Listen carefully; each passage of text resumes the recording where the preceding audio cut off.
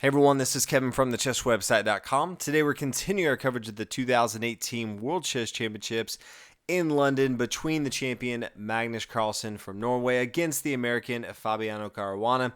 In game number one yesterday, we did see the players play a marathon, 7 hours, 115 moves, and they did draw that game. Fabiano really, even though playing the white pieces, was on the defense most of the game. Magnus trying to find a way to take his small advantage, turn it into a victory. He was not able to, but I felt like he'd be pretty happy with the draw with the black pieces. So today we have game number two. We have flip sides. Magnus Carlsen playing the white pieces, Fabiano playing the black pieces. Time control, so everyone is aware.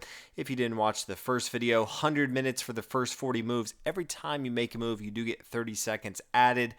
Once you've done those 40 moves, you get an additional 50 minutes. After the next 20 moves, you get 15 extra minutes. That's all the time that you have, but you do get that extra 30 seconds each move. So we'll go ahead and get into it. Magnus Carlsen starts with pawn to d4, knight f6, knight f3, and then pawn d5. Now, Magnus Carlsen loves to start with pawn to e4, but we do know that Fabiano is a really good player when it comes to the Petrov defense. So pawn e5, knight f3, knight c6. My guess is Magnus Carlsen just doesn't want to have to deal with that right now. Has a lot of preparation coming into this tournament.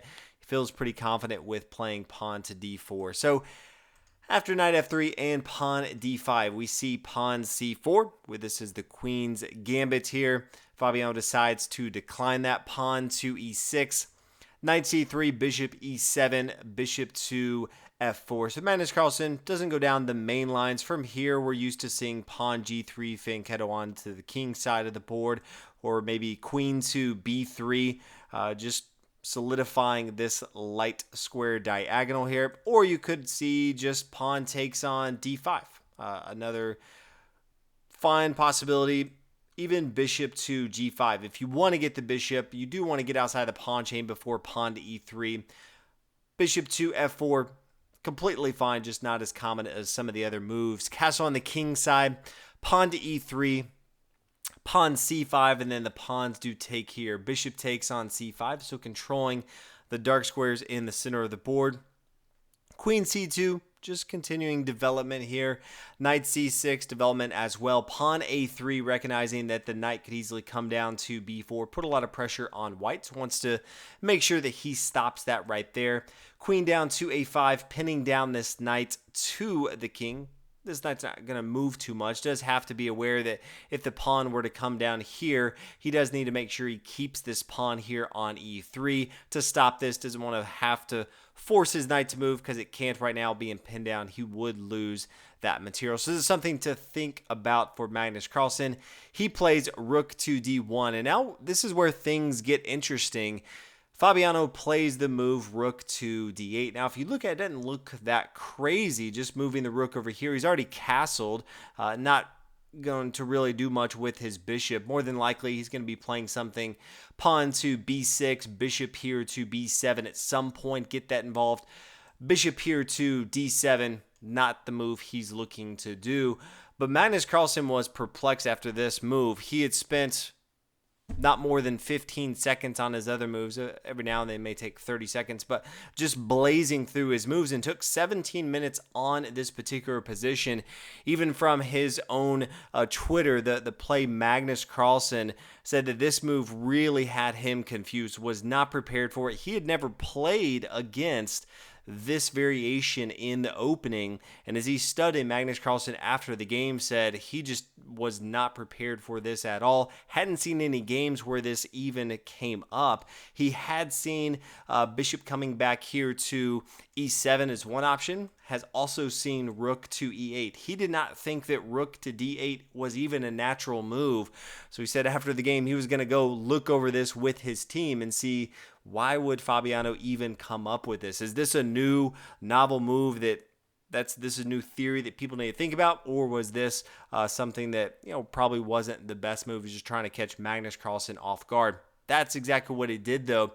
And Magnus Carlsen plays bishop to e2. Even before this, a couple moves before, if we look at the rook to d1, he was even thinking about the bishop here to e2. So after 17 minutes and rook to d8, he decides to play bishop to e2. Didn't take very long for Fabiano to play knight to e4, and then another 10 plus minutes go off the board before we see castle on the king side. So very similar to yesterday, as Fabiano seemed to be caught off guard, spent about 30 minutes on 2 moves. We see the same thing from Magnus Carlsen, 12 moves in, and he's already more than 30 minutes behind his opponent when it just comes to time control. Fabiano decides to take the knight on c3. The pawn recaptures, and this is a trap that Fabiano needs to make sure that he avoids. He rightfully exchanges, gives his opponent double pawns here on the c file, but he needs to make sure he does not take this pawn right here on a3. It looks like it's a free pawn, but unfortunately it's not. So he does play pawn to h6. Now if you look at it, there's 2 different ways that black could capture. The worst one would be queen take on a3. Because rook over here to a1, the queen is going to fall. Fabiano's not going to do that. Now, even the bishop, that's not as bad. The queen's not going to fall, but it's still very bad. Rook over here to a1. Can't really move the bishop. Once come back here, it's going to fall to the pawn. Queen falls as well. If the queen moves, then the bishop's just going to fall for free. Maybe pawn e5, attacking the bishop. Knight takes, knight recaptures, bishop up here. Pawn takes on c4, bishop comes back to g3. Bishop over here to e6, maybe queen a2, now starting to attack those pieces that we talked about. Queen c3, queen takes on a3. We do see an exchange right here. Rook can come down, but at the end of the day, this is going to be a fine position for white. Does have the advantage of 2 minor pieces. They also happen to be the bishop pair. So at the end of the day, Fabiano's not going to fall for this, especially since he's the one that initiated the knight to c3. He definitely had to have calculated, and he rightfully plays pawn to h6, making sure that his opponent now can't play anything. Knight to g5, bishop here to g5 as well. So nice transition for Fabiano. Now pawn to a5. Magnus recognizing that before he had the pawn on a3, this was protecting and controlling this square on b4. After the exchange, his pawn on c3 is doing that for him. So decides to push up with his pawn on a4. Knight comes back here to e7. Knight to e5. And then bishop to d6. Now afterwards, Magnus Carlsen said that this was a mistake, should not have played knight to e5. It was a miscalculation. Did not notice that he could have played bishop to d6. Now if he wasn't looking at this, couple other options. Maybe he's looking at just rook to b1. Now bishop to d6 is fine. But in the game, decided to play knight to e5 and then bishop to d6, and then c takes on d5. You know, if bishop didn't come to d6, you could have seen knight to c6, and then from here pawn takes, pawn up here c4. You could see an exchange in the center of the board. So this is another variation Magnus Carlsen could have been looking at. But bishop d6, we do see the pawns come off the board, and now we see the knight come down, take on d5, and the queen and the knight are both eyeing this pawn on c3. So the backward pawn white has to worry about, because there's 2 attackers right now. First thing we see is the bishop come to f3. And this is another position where Magnus Carlsen had an opportunity to play something very different. My guess is if he had more time, he would have played the move knight takes on f7. They asked him specifically about this position, said, did you consider this? He said, absolutely, I just didn't find anything that made sense. My take on that was he just didn't have enough time. He's about 45 minutes behind his opponent when it comes to time controls.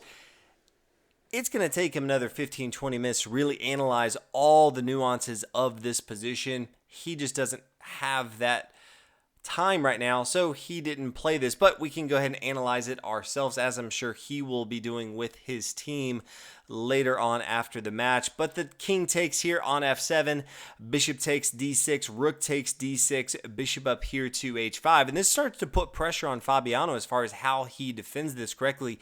Even if Fabiano chooses correctly, I still think it could allow Magnus Carlsen to get some time back, because it's not easy. There's a lot of ways that Fabiano could fall into a very, very bad position. Some of the easiest ways for Magnus Carlsen to win would be just a blunder, but that would be things like pawn to g6. Main thing to notice is the queen on c2 is very, very much involved into the game now. Queen takes g6. This is going to end in a mate. King to e7. It's going to chase the king down. Eventually, there will be a checkmate here, depending on where black moves. Doesn't have a ton of options. If we come back and say, instead of pawn to g6, maybe king to f8. Okay, still going to be a mate. It's going to be very similar to as we just saw in the previous example. This is now threatening king to f7. How does black stop that? Comes to e7, but from here, same position, it's going to chase the king down. It is going to be mate. Now, if he decides to instead go back from the 8th rank and immediately play king to e7, it's not going to be mate, but still not going to be good. Queen to g6, getting that queen involved into the game. Bishop to d7, taking the pawn here on g7, starting to force the king back, and then all of a sudden pawn to c4. This is a huge threat. You can see if the knight moves, this rook is going to fall right here. Probably the best move after bishop to h5 is going to be king to g8, but white still has a good game after this. Pawn to e4, forcing the knight to move. Knight comes back over here to f4. Now is attacking the bishop here on h5.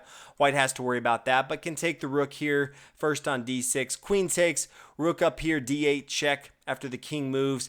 This is going to be a fine position. Still has a lot of opportunity for white to attack here. My guess is he would have got some time back as far as the time controls disparity. We would get much closer if Fabiano's trying to think about all this. But in the game itself, we did not see knight takes on f7. I wish we would have. Just would have been fun to see. In the game, we did get bishop to f3. Now the knight takes on f4. This is probably better than the queen taking here on c3. Then the queen takes, knight takes here. Now the knight can come up to f7. A little tricky for black here after the king takes. Then we see the same example as before, but we do have white going into the endgame with the bishop pair. We don't have very active rook from black. The knight over here on a4 is not very active as well. So although black is up in material, I think white would be fine here. So that's why we do see Fabiano play knight takes over here on f4. We see the pawn capture, bishop takes on e5, and then the rook to d8. Queen takes, now the pawn takes on e5, queen down to c7, rook over here to b1. The rook and the bishop are now eyeing this pawn here on b7. Black has a couple options. He could decide to just not worry about that, start to gobble up material on the center of the board, decides to instead play rook to b8. Now queen to d3, bishop d7, a5, and then bishop c6. And if you're watching the commentary, listen to a lot of the grandmasters, they said this is a tough position for Magnus Carlsen, because while it is very draw-ish, there's still a lot of opportunity for Magnus Carlsen to falter in this spot and lose the game. It really comes down to, can Fabiano find the win here, or is Magnus Carlsen going to be able to get the draw? Very similar to we saw in game one, the player on the white side is the one just trying to get a draw. Magnus Carlsen from here plays queen to d6, trying to simplify the game, much like we saw Fabiano doing game number one when he moved his queen over here to f7, checking his opponent's king, trading off the queens. Now we see queen come up here to d6. We exchange on the board. This does get us to more of a drawn position.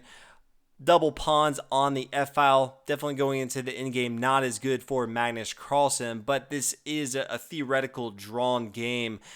We do see, as you would imagine, one, we're not at 30 moves yet, so they can't draw, but just trying to see if Fabiano can push for a victory. Pawn here to a6, pawn can't take, rook would just take up here on b8. So pawn to b6, pawn up here, c5, same thing. Pawn can't take. The rook would take the other rook. King to d7, pawn takes right here. Just really forcing some moves, knowing that the rook has to come over here to a8. Rook takes on b6, rook takes on a7. Both sides have 4 pawns, but this pawn right here is not long for the world. King to g2, pawn e5, rook down here to b4, then pawn f5, pushing on the king side of the board. Could have taken this pawn here on d6, but recognizing that he is going to get it sooner than later anyway. Rook to b6, king down here to e6, then pawn d7, king takes. You can see Fabiano does have the advantage here, but it's not real clear how he's going to turn this into a victory. They don't play too many more moves from here, and then after moves 47, they did decide to draw. This is one of the things that I wish did not happen. They did go a few moves later than this to move 49. I wish Fabiano would have tried to continue in the game. I do recognize that the grandmasters watching this, giving their comments here, were saying that this is a drawn game, but it was a drawn game in game number 1, 60 moves before they ended. Fabiano, at the end of that, was exhausted, felt like it was torture to try to defend that. I feel like he could have given Magnus Carlsen a piece of his own medicine and made him play this out for another 40, 50 moves. There's no way that Fabiano is going to lose this game. It's going to be a draw, or if Magnus Carlsen makes a mistake, he could squeak out a victory here. But that's not what happened. After 49 moves, we do see the players draw. So we are going to have a rest day tomorrow. Had some exciting chess so far, but we'll be excited to see what happens after they spend some time with their teams, figure out how their preparation is working. Hopefully we see some new interesting lines coming out after that. But thanks everyone for watching the commentary on game number 2. We will have analysis of every single game at night. I'll be making the videos after I go through, watch the game, listen to all the other commentaries as I'm watching it live, and then just going through adding my own analysis. So thank you guys so much for tuning in, and I'll see you in game number 3.